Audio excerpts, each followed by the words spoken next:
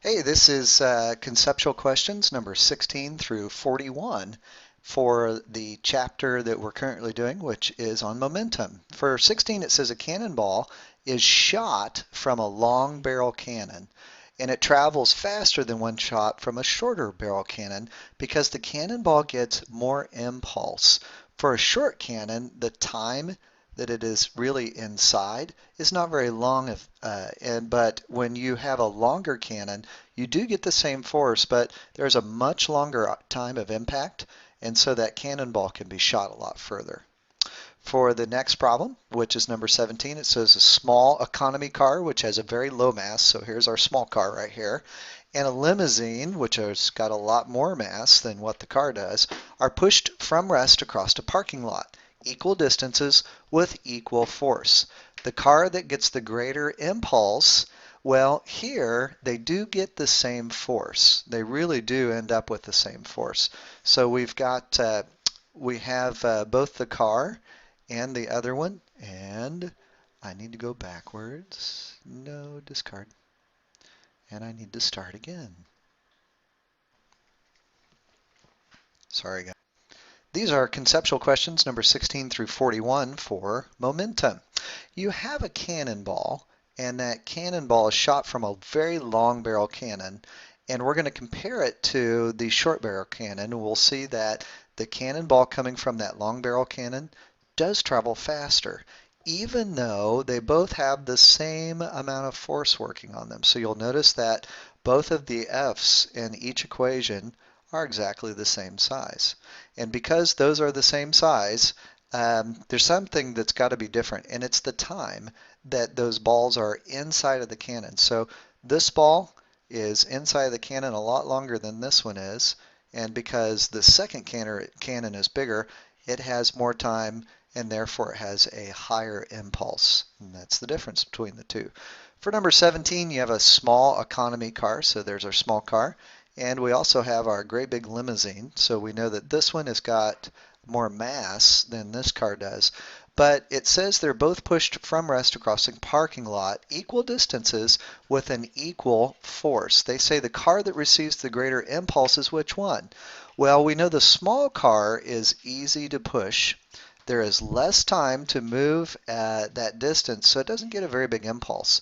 It takes a lot longer for the limo to be pushed, so it actually has more time to move that same distance. So we would say that it gets a much larger impulse. For the next question, number 18, it says the momentum change of an object is just defined as impulse, and that is the change in momentum. So that's just a definition. For number 19, in order to increase the final momentum of a golf ball, we need to do four things. You could increase the force acting on it by increasing the time. We could increase the time, which kind of goes with increasing how long that force is acting.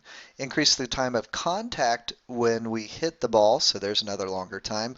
And then swing as hard as possible. So now we have a much bigger force, and the bigger the force, the bigger the change in momentum. And that's how to get that momentum to go so much longer. For the next question, this is number 20. It says the reason why cars are padded on the inside with dashboards is because without the padding, so you'll notice this one does not have any padding right here. And if you were to hit that, then you would get a very large force because the time would be very small. Also notice on this one that the J values or the impulse values are the same. And so when you have a padded dashboard, you make contact with the dash for a longer time, which means that your head is saved from getting a really bad injury. For number 21, the force of an apple hitting the ground depends on, well, if we use the equation force times time is equal to mass times change of velocity, we could say the force then is equal to the mass times the change of velocity divided by the time. So it does depend on speed of the apple just before it hits, the time of impact, whether or not the apple bounces. Remember, when it bounces a very small time, that makes the force very big. So when this is small, that makes the force very big. They have an inverse relationship. The last one is air resistance acting on the apple when it falls. So if you decrease the speed at which it hits, you know that the force will be smaller. So if this is smaller, then your force is also smaller. For number 22, you have a piece of putty and a rubber ball. They have the same mass. If you drop them from the same height, the one that will produce a greater impulse has got to be the rubber ball. Notice the putty just squishes on the ground, whereas the change in velocity for the ball is huge. This one goes from, let's say, 5 meters per second all the way to 0 meters per second. The rubber ball might go 5 meters per second to 0, but then really that's not the final speed. The final speed is negative 5 meters per second because it's traveling in the other direction. If I take 5 and subtract negative 5, I end up with a real change of 10 meters per second, whereas on this side I only have a change of 5 meters per second. So that's why it has more impulse. For number 23, momentum of a system is conserved only when there is no net external force. So if you think about those gliders that we had on the air track, there's no net external force on those. They just bounce back and forth. So that is why it is conserved as long as nothing outside is touching it. When I pushed the air track, it gave that glider, when I pushed them, remember they went faster because I gave them more momentum. Number 24, the force that accelerates a rocket into outer space is exerted on the rocket by the gases. So here's the gases. The rocket pushes the gases out, and the gases then push back on the rocket, and that's what makes the rocket go.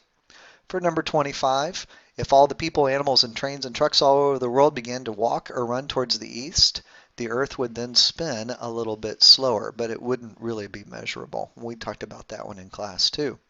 Number 26, suppose an astronaut in outer space wishes to toss a ball against a very massive and perfectly elastic concrete wall and catch it as it bounces back. So the astronaut, here's a picture of the astronaut, he throws the ball, or she throws the ball towards a wall. Whoops, I got to redraw. And it goes towards the wall, and here's the wall. Then that ball hits the wall and bounces back. But when the astronaut tosses the ball that has the same mass as he does or she does, let's say that it's 10 kilograms, and this person is 10 kilograms, when they push it, they actually travel this way at the same time the ball is going the opposite direction, and they will have the same speed. So the speed of the astronaut and the speed of the ball will be the same, so the astronaut will never catch the ball. It'd be a really boring game. Number 27. For it says Superman is at rest in space when he throws an asteroid that has more mass than he does.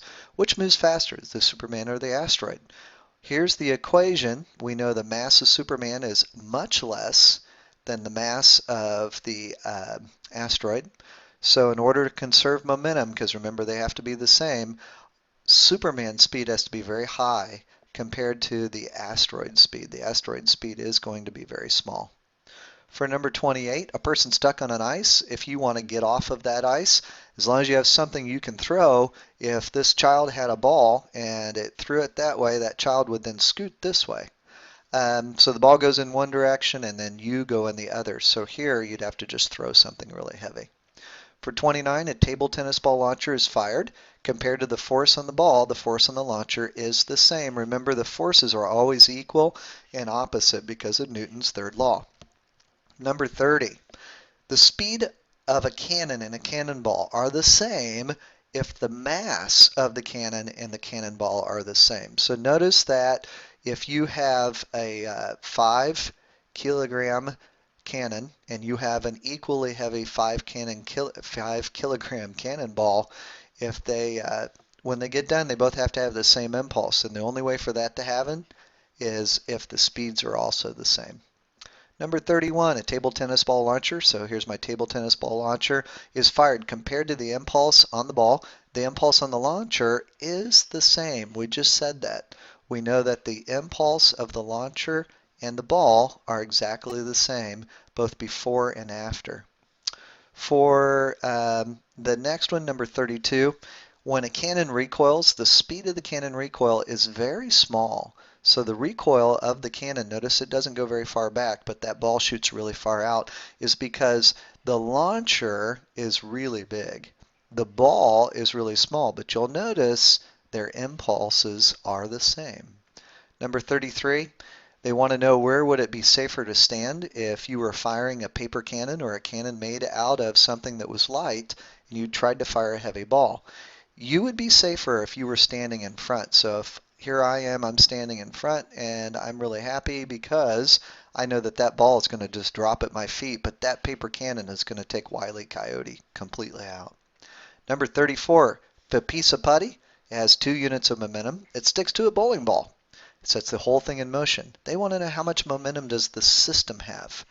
Remember, we conserve momentum, so there are 2 units of momentum still. The original momentum has to be the same as the final momentum, so if you start with 2, you have to end up with 2. For number 35, our roller skating granny collides with her tiny grandson Ambrose. So you remember the problem we did. He is at rest. Ignoring any friction effects, Ambrose's speed after the collision will be greatest when he and Granny make a bouncing collision. So it would not be if she catches him, but if she ran into him, he would take off this way really fast and she would continue moving this way but would not be going as fast. We did that with the air track too. Number 36, elastic collisions. There's several things you need to know about elastic collisions. One of them is they don't produce a dent, so there's no lasting deformation. Objects don't stick together, so you'll notice that these two, they hit each other, but then they bounced apart. They don't get warmer, so here there would be no heat generated. And after the collision, the objects obviously have to have the same shape as they did before. When 2 tennis balls collide, if these 2 tennis balls were traveling towards each other, when they hit, they would actually deform. You would see they'd have a flat spot on one side, and then when they bounce off of each other, they'd still be circular. For number 37, a karate expert executes a swift blow, and you can see they're breaking a concrete block here. And they want to know some things. First of all, the forces on the block and on the expert's hand have the same magnitude. Remember, that's Newton's third law, so that has to be true. The time of impact on both are the same, so that one's true. And then the impulses on both the block and the expert's hand have to be the same, because remember, impulse is force times time. If the force and the time is the same, then it has to be the same for both the block and for the hand. For number 38, moving freight car runs into an identical car at rest on a track. So you've got 2 railroad cars. They are exactly the same. They have the same mass. And if this car is moving with 5 meters per second of speed, when they hit and they collide and they couple together, now you treat them as one thing. If they both had the mass of 1 kilogram and then you put them together, now they have a mass of 2 kilograms. And now they move at a speed of 2.5 meters per second. So you'll see the math over here on the side. We're almost done. This is number 39. A table tennis ball moving forward with 5 units of momentum strikes and bounces backward off a heavy bowling ball. It says the bowling ball is set into motion with a momentum of more than 5 units. The table tennis ball did have 5 units going in, but then we'll see that after the table tennis ball, it had 1 going in the other direction plus the 6 going in the same direction, so it's got to have more than 5. So here we see that the bowling ball had to have at least 6 to move. Number 40, here we go. A 5 kilogram chunk of putty moving at 10 meters per second, so here are your numbers, collides to and sticks with a 7 kilogram bowling ball. If you go through and do the math, you'll see that the final speed has got to be 50 meters per second. It's got to be 50 meters per second. So the ball with its putty passenger will then be set into motion with a momentum. Sorry, this is actually this is the amount of momentum that it has. So it is 50 kilogram meter per second. And finally, number 41, if I can get this to change, 2 gliders having the same mass and speed move towards each other on an air track, and they stick together. So if they have exactly the same speed, when they collide and they have the same mass, let's say they're both 1 and they both have a speed of 5, when they hit, they'll just stick together and they will not go anywhere. And that would make the velocity of each one 0.